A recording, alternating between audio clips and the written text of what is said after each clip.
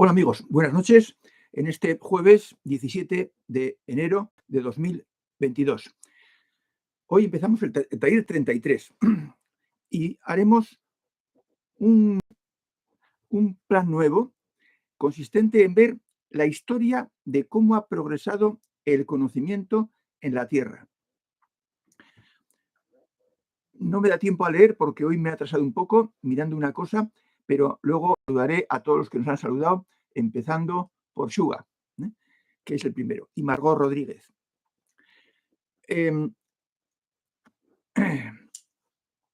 Con estos talleres próximos que vamos a ver, para entender bien cómo ha ido el conocimiento desplegándose sobre la Tierra, porque no debemos estar solos y centrarnos en nuestro diario acontecer, en nuestra diaria pelea.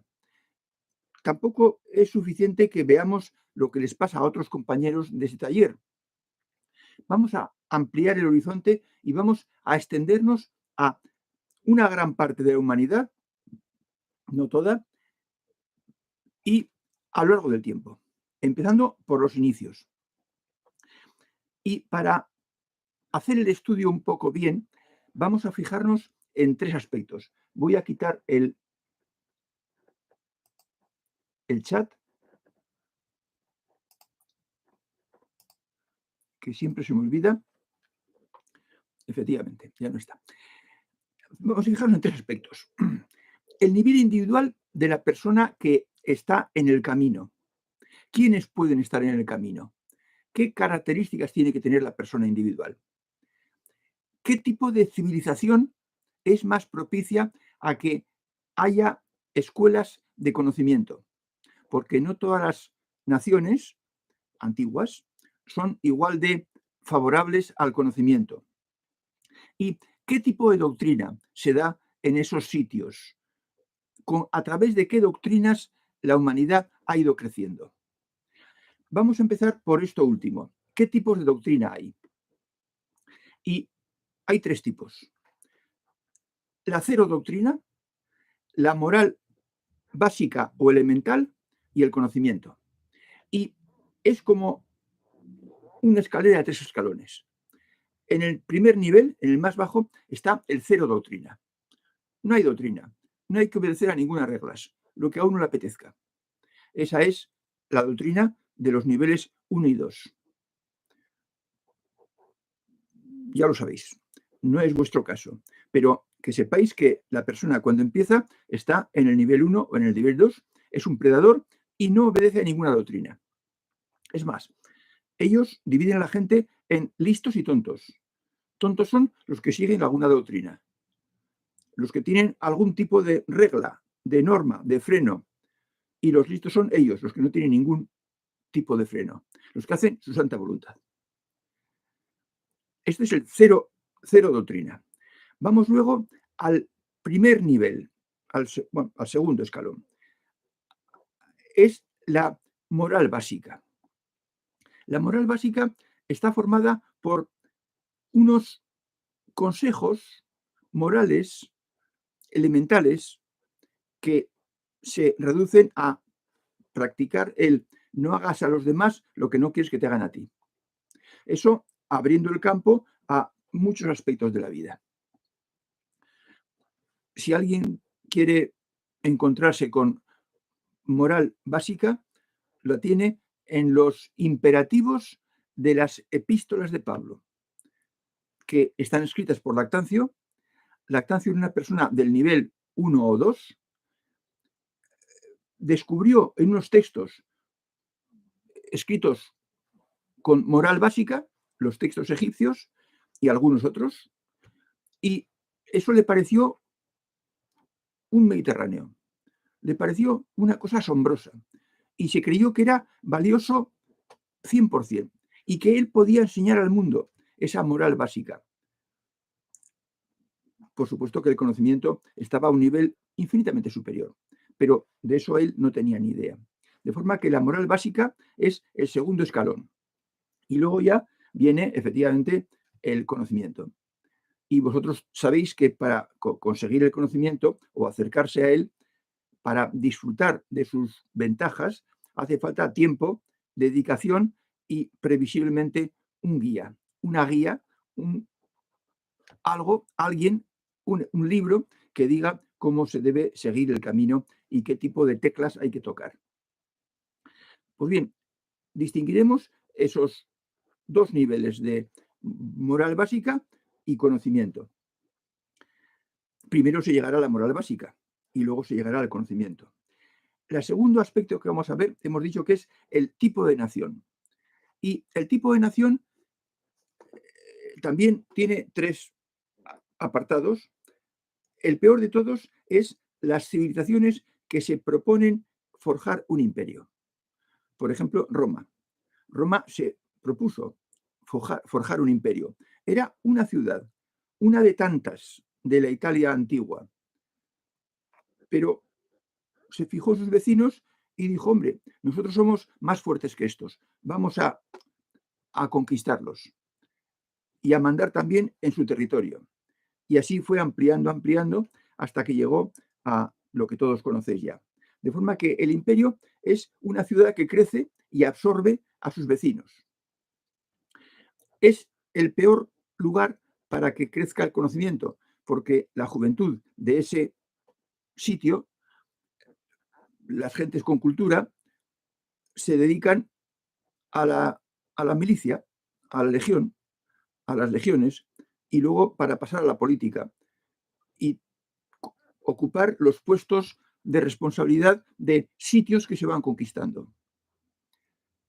Y no se dedican a la ética ni al conocimiento.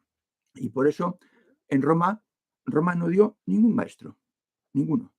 Séneca fue un Procoptes avanzado, pero no fue maestro. De manera que este es el peor lugar para el conocimiento, un imperio. El siguiente lugar también malo para el conocimiento es una civilización que tiene una casta sacerdotal dominante, que ejerce poder. No lo ejercerá directamente, pero influye tanto en el soberano que el soberano hace lo que la casta sacerdotal admite. Eso también es malo para el conocimiento, porque las castas sacerdotales se dan importancia a ellas mismas, se consideran depositarias de la verdad divina y no admiten que nadie se salga de ese sendero que ellas marcan y que vigilan. Y por tanto, pues no se permite la edición, la divulgación de ideas diferentes a las de la casta sacerdotal. Así pues, por ejemplo, Egipto. En Egipto la casta sacerdotal tenía mucho poder y el faraón tenía que hacer lo que la casta sacerdotal aceptaba o incluso proponía. Y por eso en Egipto, ya hablaremos luego, hubo algo. A pesar de todo eso, pero claro, en los 3.500 años que estuvo la civilización de Egipto funcionando. De manera que esta es la segunda tipo de civilización que no favorece el conocimiento. ¿Qué favorece el conocimiento? Pues el que no haya una casta sacerdotal, que tenga algún poder, alguna capacidad de mando de dirigir la vida social del lugar. Por ejemplo, los griegos. Los griegos y también los minoicos. Estamos viendo ahora en Facebook que los minoicos, que fueron la primera civilización, digamos, europea de hoy, de lo que hoy es Europa, no tenían ni murallas, ni dioses, ni templos. Ahí pudo echar raíces el conocimiento, pero donde lo echó fue en Grecia. En Grecia, cada ciudad era como un estado independiente y dirigían el estado los ciudadanos de esa ciudad, especialmente Atenas y otros muchos más. Bueno, pues ese es un idóneo terreno para que florezca el conocimiento cuando hay libertad. Libertad no absoluta, porque Sócrates no era perfectamente libre y murió por enseñar lo que no gustó a otros. De forma que estos son los tipos de nación, qué característica tiene la nación para que florezca o no florezca el conocimiento. Y ahora vamos a la persona, al Procoptes, al futuro seguidor de la senda hacia el conocimiento. Pues aquí hay que distinguir el nivel de evolución de la persona. Y enlazando con lo que hemos dicho, los niveles 1 y 2, que es de los malos bichos, no tienen ninguna opción más que la cero doctrina. Los de los niveles 1 y 2 no siguen ninguna doctrina, no siguen ninguna limitación, no aceptan reglas de nadie y ellos van exclusivamente a lo suyo, que es pasar por encima y por delante de todos los demás. De forma que los niveles 1 y 2, moral cero. Niveles 3A, 3B y 3C. El nivel 3A, recordemos que era la religión del temor. Voy a misa porque si no me condeno. Bueno, a una persona que está con temor y que actúa por temor en temas de ética y de comportamiento, no se puede esperar mucho de él y tendrá muy escaso mejora. En la 3B, el nivel 3B era la religión del deber. Me dicen y comprendo que debo amar, pero me cuesta mucho. O debo cumplir los mandamientos, pero me cuesta mucho. Quizás son personas que les falta criterio, les falta madurez, les falta confiar en sí mismos y obedecen a lo que les dicen. Tampoco van a avanzar mucho, pero bueno, algo avanzarán. Ya en el nivel 3C está la ética como cosa asumida por el buscador. Ahí ya empieza a haber posibilidades de que esa persona llegue a cosas interesantes en el sendero de la evolución. El nivel 3C. Y porque ya está demostrando con esa asumir la ética como idea propia que él quiere aplicar en su vida, que tiene madera de buscador, que tiene mochila, aunque no esté muy nutrida la mochila, aunque no la tenga muy llena, aunque la tenga con apenas unas cositas, pero ya tiene una mochila que ha ido creando anteriormente y con esa puede irla mejorando. Y por último, la persona que está en la rampa, bueno, pues ese es ya el buscador clásico, claro, que ha encontrado un camino y que está siguiéndolo y que va progresando. De forma que también dentro de la ciudad, dentro de la sociedad, dentro de la civilización en que esté, pues la persona podrá no hacer nada, no hacer ni caso, o podrá conformarse con cositas muy vagas y muy elementales, o bien podrá, si tiene el nivel 3C, pues podrá progresar hacia la plenitud. Bien, otra cosa que tenemos que tener en cuenta es que la escritura se inventó el año 3000, antes del cambio de era. Por tanto, antes de esa época no tenemos una forma de saber lo que pensaba ni hacía ninguna sociedad. Y a partir de esa época, bueno, pues los primeros años, pues también nos tenemos muy pocos restos escritos de lo que hacían. Y la escritura se usaba para llevar la contabilidad de los bienes, de los impuestos que se entregaban al templo. De forma que tampoco era muy fácil encontrar ideas en los textos de aquella época. Pero ya tenemos que irnos a el año 1500. Entre el 1500 antes del cambio de era y el 2500 aparecen el primer escrito sumerio de Babilonia, entre el Tigris y el Éufrates, con algo que quiere parecerse a conocimiento, que es el poema de Gilgamesh. Y también por esas fechas, quizás en el 2000 y pico o en el 1000 y pico, tenemos en Egipto abundantes escritos que tocan el tema de la moral. ¿Hasta qué grado de altura, a qué escalón llegan? Bueno, pues repasando el poema de Gilgamesh, ahora os diré en qué consiste, pues se ve que no tiene nada de conocimiento, ni casi de moral elemental. Es un poema épico, como la Ilíada o la Odisea de Homero, con batallas, con monstruos, con sexo. Hay, el rey Gilgamesh había puesto la costumbre en su reino de que él tenía el derecho de prima nocte, que se llama, primera noche. Las casaderas, las mujeres casaderas, tenían que pasar por el palacio y dormir una noche con el rey. Y luego ya podían iniciar su vida conyugal. Esto le venía muy bien al rey, pero no les parecía nada bien a los varones del reino de Gilgamesh.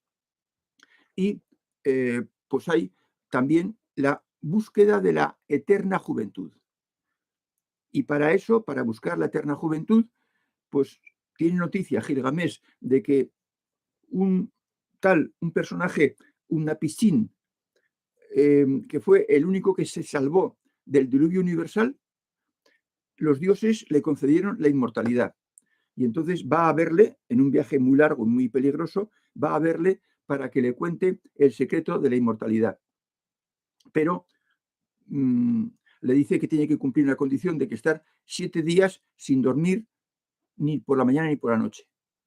Y claro, pues Gilgamesh se duerme a la primera noche. Y con eso ya no le cuentan cómo es el secreto de la juventud eterna. De forma que al final Gilgamesh se vuelve a su reino y se queda en su ciudad sin poder encontrar el secreto de la eterna juventud. Como veis, en este relato no hay nada de conocimiento. Hay pues los clásicos relatos, batallas, escenas que gustaban a la gente de aquel tiempo. Otra cosa es los egipcios.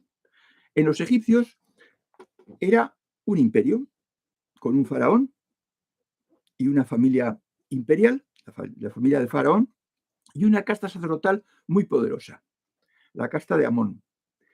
Y en esas condiciones el conocimiento no cala. También puede ser que sea por falta de tiempo. No han tenido tiempo de llegar a hacerse maestros. Pero el caso es que lo que hay en Egipto, en los escritos religiosos sagrados egipcios, hay moral básica. Moral básica que está copiada por Lactancio en los evangelios y denota pues una mentalidad muy infantil, tanto en el que redacta el texto sagrado como aquel al que va dirigido el texto sagrado. Pero hay moral básica. Como he dicho, las epístolas de Pablo, que están tomadas de textos egipcios, los imperativos son esas sentencias, esas moralejas de moral básica que he comentado. La geografía de Egipto y de Sumeria,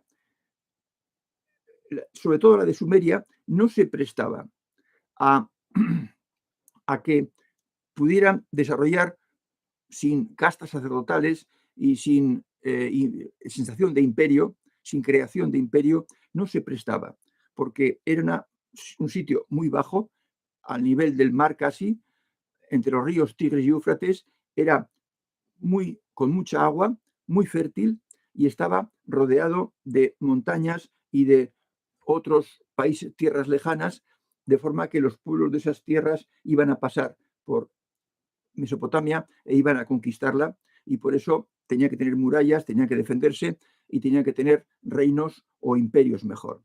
De forma que no se daban las condiciones en Sumeria, en Babilonia, para que pudiera crecer el conocimiento. En Egipto sí se daban porque Egipto estaba aislado, estaba en el extremo del mundo antiguo. Y al estar en el extremo, pues había que ir a Egipto a conquistarlo para hacerse con él. Y eso en Egipto ocurrió 2 veces, con los hicsos hacia el 1900 y con los asirios hacia el 600. Y efectivamente Egipto fue conquistado. Pero ya decimos que en Egipto solo hay moral básica y en Sumeria ni eso. Y hay que pasar entonces a Grecia para que tengamos algo más elevado en tema de doctrina. Y en Grecia, la doctrina primera que se da no es la doctrina clásica que yo he hablado en estos talleres, de los maestros, de los versos pitagóricos, de Parménides, etc. Es una doctrina medio escondida, en formas, en relatos que no son exactamente doctrina clara, sino que son ritos o mitos, algo así como comedias simbólicas.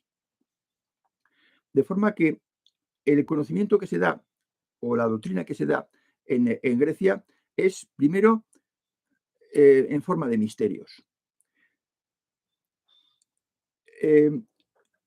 Hacia el año 500, a partir del año 500, antes del cambio de era, los misterios ya están funcionando. En Grecia hay tres doctrinas distintas.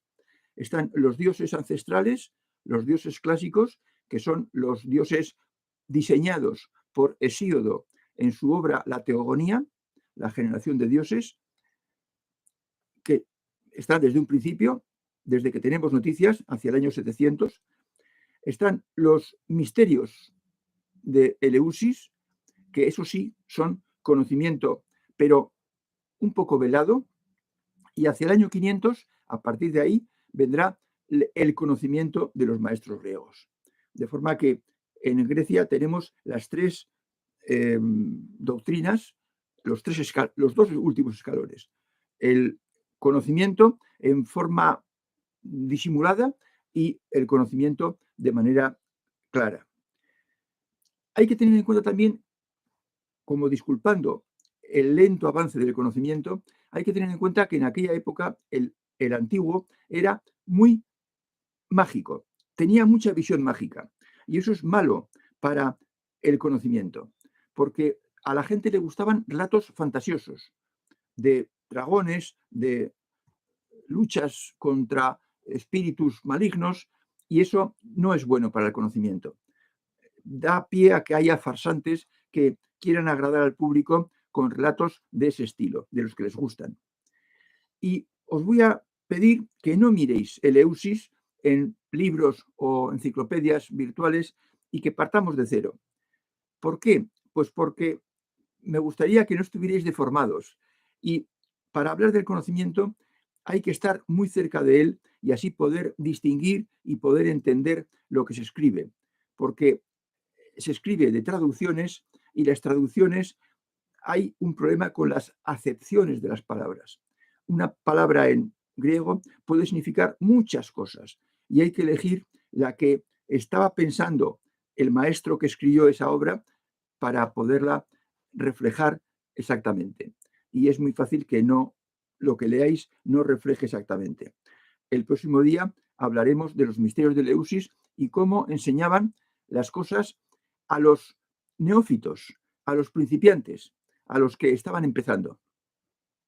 Bueno, es ahora ya, y aquí acaba este primer tema, que comprendo que no es muy práctico para nosotros, pero que nos va a introducir en el conocimiento y cultura sobre cómo ha ido el conocimiento progresando. Y entonces veréis que por haber nacido en este siglo en el que hemos nacido, pues tenemos muchas ventajas sobre los que nacieron hace 1000, 2000 o 3000 años. Y con eso pongo el chat y empezamos, para empezar, saludando a los que no he saludado anteriormente.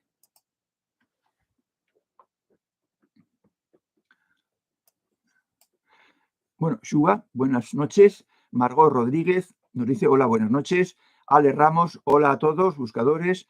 José Francisco Izquierdo, hola a todos. Arnaldo Hernández, Inaldi, saludos cordiales desde Puerto Rico. Claudia Barba, hola a todos, amigos buscadores. Juan Antonio Martín Martínez, saludos desde Santa Pola. Fernando y buscadores. Jimmy García Lunar, buenas tardes a todos, desde Maracay, Venezuela. Hoy me ha escrito uno desde Maracaibo. Andrea Martín Ordaz, buenas noches a todos. Arwen, buenas noches a todos. Miguel Ángel Medrano, buenas noches, amigos buscadores. desde Guatemala, siempre presente. Bomdeneger, buenas tardes desde Burgos, España. Elecisca, buenas tardes a todos. Yule, buenas tardes a todos, buenas noches. Matías, hola a todos desde Argentina. Roberto Guzmán Posada, buenas noches a todos desde Bogotá. Tania Mendizábal, saludos Fernando y a todos. Pudo conectar. Tania.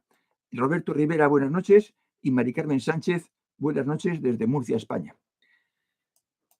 Estaba buscando unas cosas y no me he dado cuenta de la hora. Bien, pues también el hablar del conocimiento y de su historia tiene como objeto el dar tiempo y separar los temas de los talleres de vuestra práctica. Porque los talleres tienen que avanzar, la teoría tiene que avanzar, porque si no nos quedaríamos estancados en las reglas y en los círculos. Sin embargo, vuestro trabajo va a ir más lento que los talleres y sus explicaciones. Estamos hablando ya del contacto con el fondo, de desarrollar el corazón superior, de los portales, de desarrollar la mente superior y quizás muchos de vosotros estáis todavía poniendo el primero o el segundo de los cimientos. Entonces, hay que dar tiempo, hay que dar lugar a que se vayan cumpliendo las reglas con precisión, con más plenamente, para que luego se hagan los círculos y luego se pueda ya empezar a atacar, a conseguir, a poner en marcha la capacidad superior que sea la más conveniente para cada uno de vosotros. De forma que entonces, con estos historia del conocimiento a lo largo de los, no sé si dará para 3 o 4 talleres, pues podremos hacer tiempo para que vayáis avanzando en la colocación de los cimientos, en el cumplimiento de las reglas y en el cumplimiento de los círculos.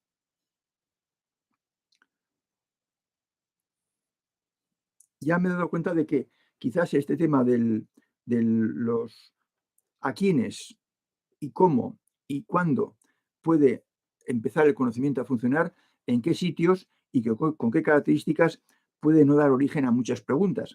De forma que si hoy el taller es más corto, pues no pasa nada.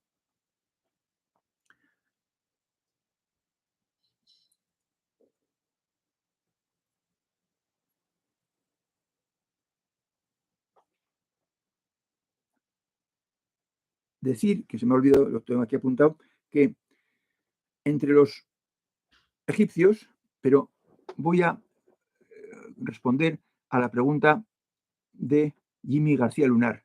Nos saluda María José González Moralejo y desde Elche. ¿Cuál es el papel de la observación de la naturaleza en la evolución del conocimiento?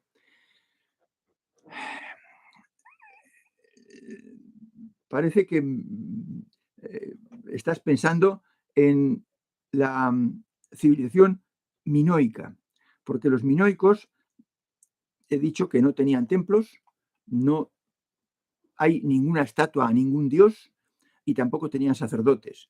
Y se basaban en la observación de la naturaleza. Por tradición, había ciertos lugares que se consideraban sagrados. Quizás alguien tuvo alguna experiencia de tipo espiritual, mística, y se corrió la voz de que en tal árbol o en tal monte, en la cumbre de tal monte, o en tal gruta, o en tal parte del bosque, habitaban los dioses. Y las personas que tenían dudas, que querían consultar, se iban a ese árbol, a ese monte, a esa cueva, y allá tenían su conversación con el dios. De forma que la observación o la comunión o la comunicación con la naturaleza ha sido una escalera, un primer escalón que se ha seguido en la marcha hacia el conocimiento. Pero es muy primitivo, está muy al principio. No ha habido que ese tipo de unión con la naturaleza, utilizar la naturaleza como portal, no ha sido divulgado como una forma de acceso al conocimiento. Enseguida van a venir los maestros y van a decir las reglas que hay que seguir, que no son las nuestras, son otras, para hacer que la persona vaya mejorando su evolución y vaya llegando al conocimiento. Entonces, pues sí hubo, sí, pero no cuajo. Fue apenas el ejemplo que yo sepa de los minoicos, que el 1450, antes del cambio de era, tuvo una desgracia y desapareció la civilización. Dice Mari Carmen Sánchez Jiménez, ¿cómo puede ser que el conocimiento tardase tanto tiempo en expresarse en la humanidad? Bueno, vamos a tener que hacer aquí un poco, aunque sea un esquema,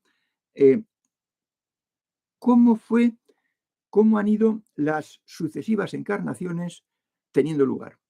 Y entonces, Mari Carmen, que las cosas empiecen en el año, por ejemplo, en el año 2000 o incluso en el 3000, no es que ha pasado mucho tiempo, porque sí ha pasado mucho tiempo, pero en ese tiempo la cantidad de personas que vivían en el mundo, en el planeta, era pequeñísimo, pequeñísimo. Y por tanto, la Tierra era capaz de aguantar a muy pocas personas. Y por tanto, todos los que somos más de 7.500 y que quizás seremos más de 10.000 y que quizás seamos 12.000 millones, quizás, para meter en la Tierra a 12.000 millones de personas, con tan pocos seres humanos que había entonces, hacían falta una cantidad enorme de años. Y por tanto, no es tanto tiempo. Tienes que contar el tiempo no por años, sino por filum de 12.000 millones de personas. O de 10.000. Me da igual 10.000 que 12.000. Pero desde luego más de 7.500. De forma que no ha pasado tanto tiempo. Cuando demos la gráfica de las existencias, de las reencarnaciones, entonces verás que no es tanto tiempo, Mari Carmen. No es tanto tiempo. Medido en encarnaciones, pues serían 5 o 6. Dice Carlos Torres. Saludos, Fernando. Entonces, ¿nuestra civilización es favorable para el conocimiento? Depende de a qué civilización te refieras, porque nuestra civilización, pues en la Tierra ahora vamos a centrarnos en nosotros y vamos a decir, bueno, pues Occidente. Occidente fue favorable para el conocimiento hasta el año 300, después del cambio de era. Fue favorable entre el menos 500, o si quieres, desde el menos 700, en que ya había misterios de Eleusis, hasta el 300 después. Es decir, ha sido favorable durante 1000 años.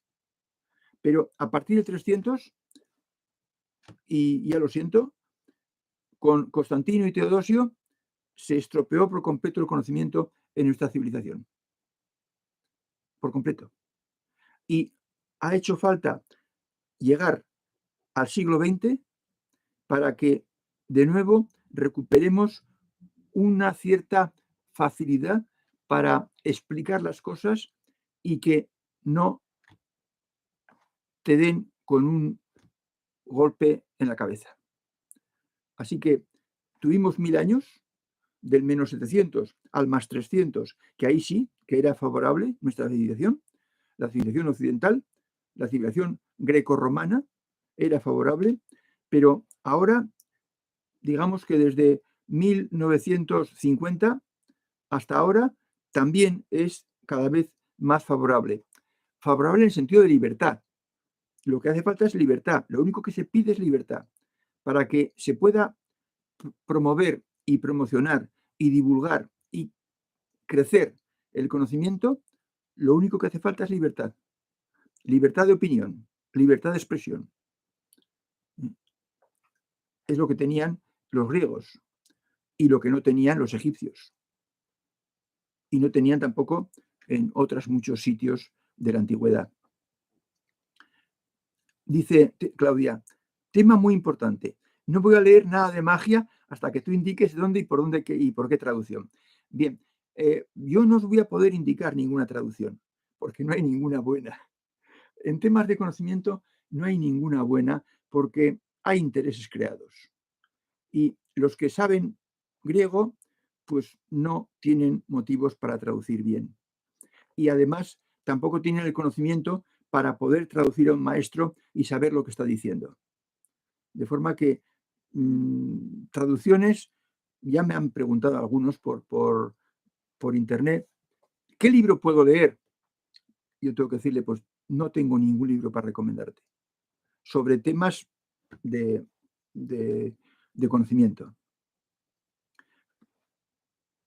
Algún día, cuando acabemos un poco esta serie de historias de diversos pueblos, ya hablaremos de algunos libros que se pueden conseguir de un cierto autor, porque no basta con decir, pues por ejemplo, el Tao Te Ching de Lao Tse, pero yo tengo varias versiones, varias ediciones y solo hay una que sea buena, una. Ya os la enseñaré. Por tanto, hay que ir a una versión o a una edición determinada. No vale cualquier edición. Y eso que el Tao Te Ching es del taoísmo y no tiene nada que ver con el cristianismo. Luego, tenía que no haber, o sea, no hay motivos ideológicos ni de conflicto de intereses para que se traduzca mal, pero el que no sabe no puede traducir bien a Lao Tse. Dice Claudia Barba. Dice Ale Ramos. De acuerdo a las normas que dices y la libertad necesaria en este momento, no hay nación donde se pueda desarrollar el conocimiento. Podrían ser pequeños grupos independientes, pero no un país. Bueno, a ver, ya hemos dicho que el país tiene que cumplir con la capacidad de expresarse, con la libertad de expresión. Eso por parte del país. Pero luego está, en ese país vivirán millones de habitantes y entonces ya influye lo que hemos dicho del nivel individual, el nivel de evolución.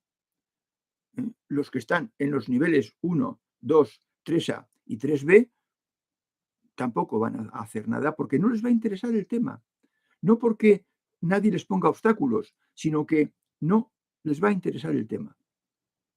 Y por tanto, solo los que están en el nivel 3B van a poder acceder a algo que les guste, que les llene y que sea un camino de evolución. De forma que, Ale, siempre será cuestión de pequeños grupos independientes. Yo no estoy hablando, o no me he expresado bien, de que un país pueda acceder al conocimiento. No, no, no, no. Personas de un país, un pequeño porcentaje de los habitantes de ese país tendrán interés por estas cosas y se tomarán la molestia de buscar y encontrar. Solo los buscadores o los que están en el 3B, en el nivel 3B, el nivel de la ética asumida como compromiso personal. Los demás, el 3B, el 3A, el 1 y el 2, seguirán con sus cosas y sin hacer caso para nada de esto que decimos aquí. Pero por lo menos yo me refiero a que tengan opción los que quieran. Otra cosa es que quieran todos, no, de ninguna manera. Por eso, no tenéis que, hoy me escribía otro y le he dicho, Tony, no hay que preocuparse de lo que hacen los demás. Si los demás no están por la labor, no están verdes, no les ha llegado el momento. Hay que dejarles. No hay solución, hay que dejarles. Dice Claudia Barba, la magia puede confundir a los buscadores. Sí, pero Claudia, un buscador no se va a dejar ganar por la magia. Apostaría, juraría, porque él ya distingue lo que es verdad profunda y lo que es magia para deslumbrar. Yo creo que el buscador ya distingue. Se deja confundir por la magia quizás el del nivel 3A y quizás el del nivel 3B. Se puede dejar deslumbrar por la magia, pero un buscador no. Llamando buscador al que está ya en la rampa, al que ha encontrado ya un camino de evolución. Dice Susana, ahora nuestro tiempo es de la magia con los extraterrestres, ovnis, fantasmas. No, la magia es otra cosa. La magia era la magia. Cuando he dicho en la antigüedad la gente tenía mucha visión mágica, había relatos que decían, por ejemplo, que las estatuas por la noche cobraban vida y se relacionaban entre ellas y charlaban y, y hacían más cosas. Y luego de día, cuando ya llegaba la luz, se ponían otra vez en la posición que estaban y estaban allá todo el día quietas. Eso es sentido mágico. O un libro que decía que pues un barco con griegos le dio un soplo, un vendaval muy fuerte y salió del mar y llegó a la luna. Y allá se encontró con gente en la luna, que eso es visión mágica. O pues que otro libro, El asno de oro, de Apuleyo de Madaura, pues decía que haciendo un encanto, un conjuro mágico, a un mago se le equivocaban las palabras y en lugar de, pues transformó a un discípulo, lo transformó en burro. Y el burro hablaba. Y luego el burro contaba sus experiencias de cómo lo trataban y cómo lo maltrataban. Creerse eso es sentido mágico. O creer que uno hacía milagros que eran trucos de magia, entre comillas, y creer que eso era cierto. Eso es sentido mágico. La magia hoy, pues yo no me atrevo a decir que los ovnis o los extraterrestres o los fantasmas sean precisamente magia. Pueden ser cuentos, pueden ser ganas de escribir de algo y que a uno le lean. El tema de fantasmas ya hemos dicho que, bueno, hay espíritus que están en el mundo intermedio y alguien podría confundirlo con fantasmas. Hace algunos años estuve en un castillo francés donde decían que había una mujer que era un fantasma, que estaba por las noches en ese castillo, pues se aparecía a algunos. Bueno, pues eso vamos a dejarlo en una incógnita. Habrá muchos casos de falsos fantasmas, pero yo no me atrevo a decir que ahora la magia son relatos extraordinarios. No, la magia ahora no tiene mucho sentido tal y como era antiguamente. Dice Buscador MX, ¿por qué la divinidad permite que no tengamos claridad con respecto a nuestra misión en este plano? Bueno, pues porque la divinidad quiere que sea la propia criatura la que se eleve hasta ella y que trabaje con las armas que la divinidad le ha dado. La divinidad ha puesto en nosotros una semilla y es de su esencia, de plenitud. Y tenemos que desarrollarla, pero para eso tenemos que querer desarrollarla. Lo que la divinidad no quiere son hijos desobedientes, revoltosos, maleducados, que se tiren por el suelo y que hagan rabiar a los demás. No es que no quiera, es que hijos así no pueden acceder a la plenitud, porque ese comportamiento es justo lo contrario. Entonces, hay gente que elige estar en el camino contrario, en el extremo opuesto. Y a esos, la divinidad no es que no las quiera, es que espera a que se den cuenta de que eso no conduce a nada bueno. El plan está muy bien pensado, ¿eh? Buscador MX. Y si se tiene la idea de que la divinidad es la que tiene que atraernos, pues no se acierta. La divinidad está dispuesta a recibirnos, pero nosotros tenemos que querer ir. Y, por ejemplo, el venir aquí puede ser un camino para ir hacia la divinidad. Y yo te puedo decir que ha funcionado en muchos casos. Pero el que vengas aquí, el que estés aquí, no depende de la divinidad, depende de ti. Hay gente que no viene, pues entonces no tendrá interés en el tema. Y la divinidad le deja tranquilamente que siga su camino. Él, si no te convence, insiste. Dice Miguel Ángel Medrano, el contactar con el fondo y la comunicación con nuestros guías nos debe ubicar en lo que es conocimiento real, para no perdernos en el camino. Debemos confiar en que ellos nos guiarán. Bueno, en el camino, además lo pones con mayúscula, que es como a mí me gusta ponerlo, en el camino no te puedes perder, Miguel Ángel. No te puedes perder.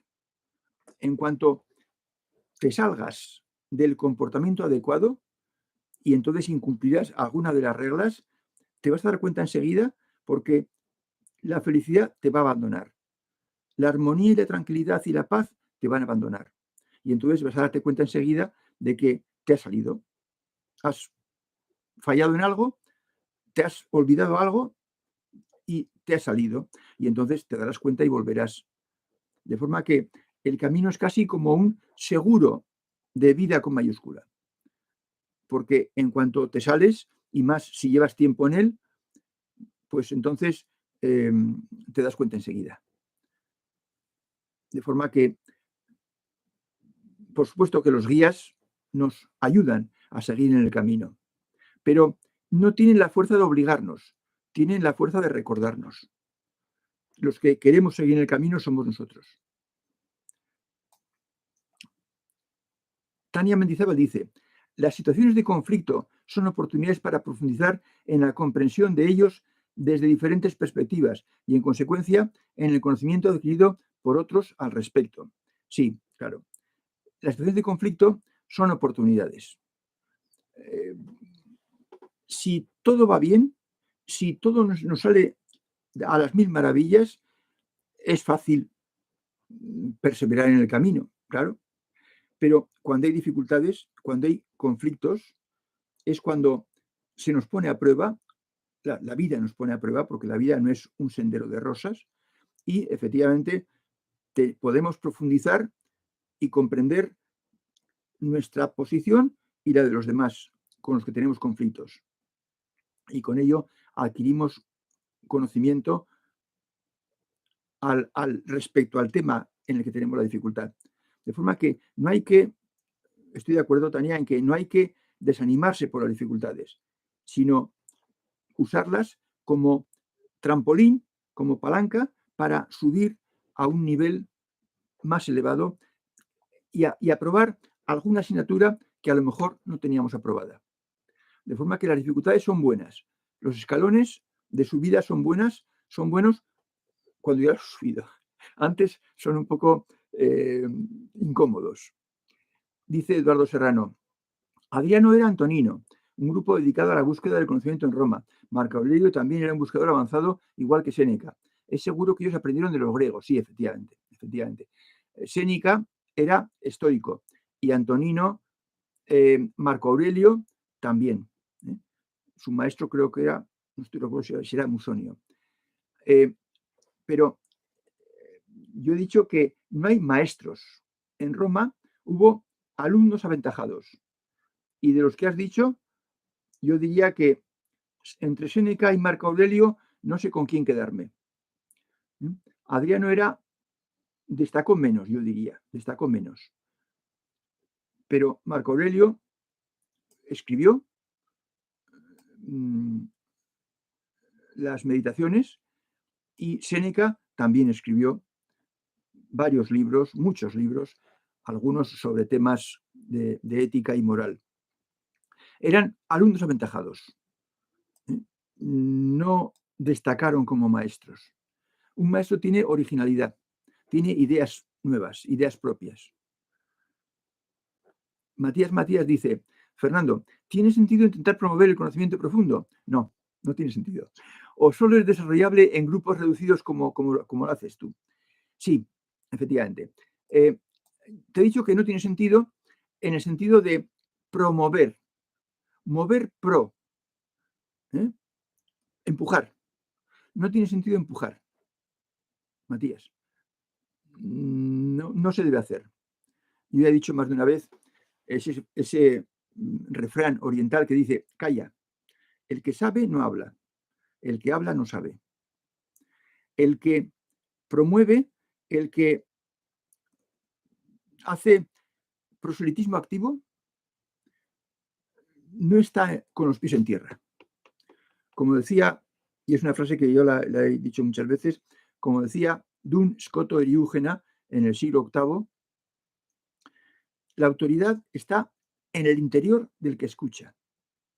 Si no hay autoridad en el interior del que escucha, en el interior en el que te escucha, Matías, promover el conocimiento, si no da autoridad a lo que tú dices, no vas a hacer nada con él. Por eso hay que esperar a que pregunten. Si alguien te pregunta, oye, ¿esto cómo? ¿Tú qué sabes de esto? ¿O a ti qué te parece? O yo tengo mi duda porque me pasa esto y no sé qué. Si alguien te pregunta, entonces sí. Entonces es el momento de, siendo no muy largo en la explicación, pero explicarle el punto concreto que él pregunta. Pero tiene que haber curiosidad por parte del otro. Por eso solo es desarrollable en grupos reducidos. Yo no es que busque un grupo reducido. Yo, pues, cuantos más vengan, mejor. Más se aprovecharán. Y cuando daba talleres, pues daba talleres y nunca se llenó. Alguna vez sí, pero en Ecocentro, en Madrid, había sitio para 40 y cabíamos 40. Pero, bueno, pues estábamos entre 30 y 40. Pero se abre la sala y entra los que entran. Y nunca se llena la sala. De forma que no es que haya que hacerlo en grupos reducidos, sino que los grupos son reducidos porque hay sola una parte de la población se interesa por estas cosas. Y ya firmaba yo para que fuera el 3%. Dice Jimmy, ¿qué piensa de la masonería y del rosacrucismo? Bueno, yo de las cosas que yo no sé de todo, Jimmy.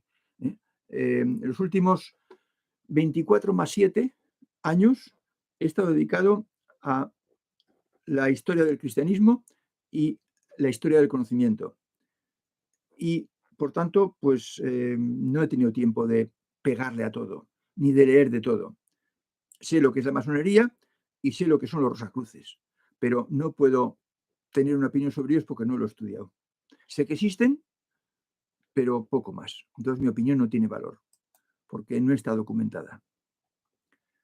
Eduardo Serrano, en la antigüedad, una religión o ideología ganaba credibilidad en cuanto más milagros o magia exponía ante el público, porque la ignorancia lo aceptaba como intervención divina. Bueno, efectivamente, así es, exactamente así es.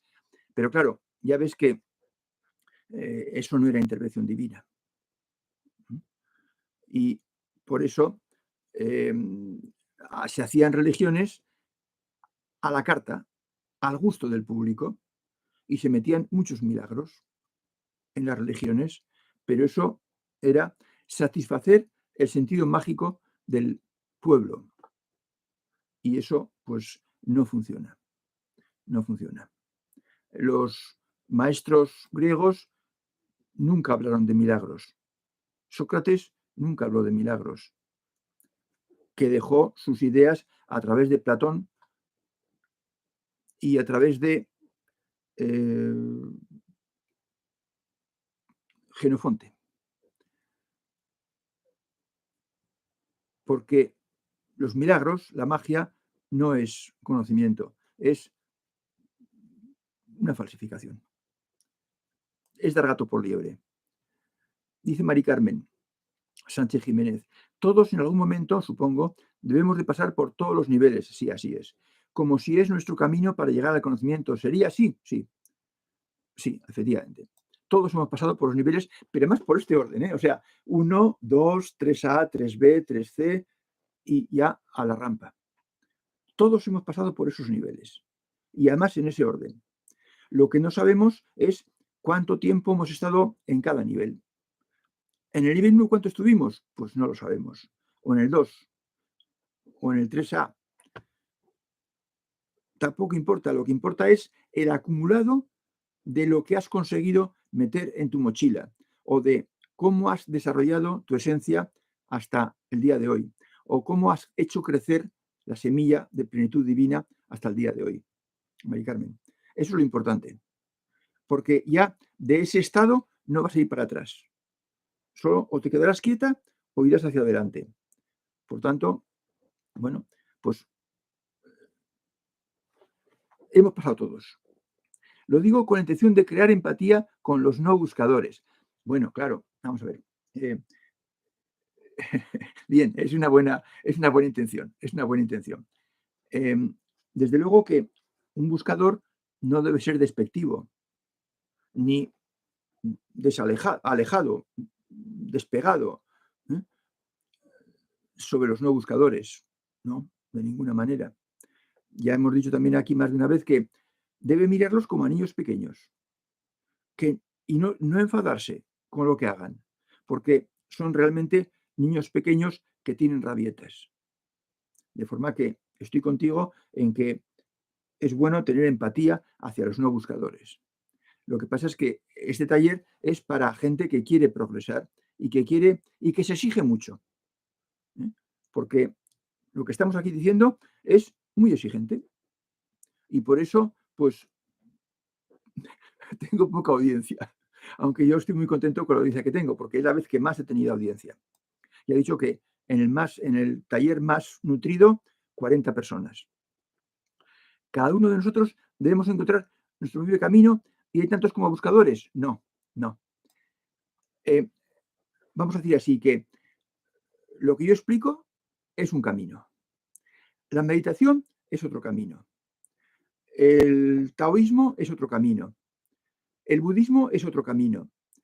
La no sé qué Advaita es otro camino. Esos son caminos, ¿eh? Y un buscador lo que hace es recorrer un camino con más o menos dificultad, porque eso depende de la mochila que tenga, de lo bien preparado que esté, de lo más o menos que haya trabajado en ocasiones anteriores y con eso le dará la velocidad de avance. Si va muy despacio es porque no está muy ducho en estas artes porque ha trabajado poco anteriormente. Si va muy rápido es señal de que ha trabajado mucho y bien y ahora puede ir rápido. Pero no hay tantos caminos como buscadores, no. Basta con un camino y poner en él el corazón y seguirlo con constancia hasta llegar al punto de no retorno, que es cuando ves tantas ventajas a estar en el camino y has comprobado tantas veces que si lo abandonas sales perdiendo, que ya no lo vas a abandonar. Ese es el punto de no retorno, en el que muchos de vosotros ya estáis. Ya lo habéis dejado atrás. ¿La mayoría de los conocimientos fueron desarrollados en el pasado? Sí, dice Ale Ramos. Ahora se da a conocer, pero la mayoría fue desarrollado en la antigüedad. Sí, sí. Por ejemplo, pues en Grecia se explican las cosas maravillosamente bien, porque aunque nos ha quedado no llega al 5% y quizás no llegue ni al 1% de los escritos de los maestros, lo que nos ha llegado es suficientemente claro y bien definido.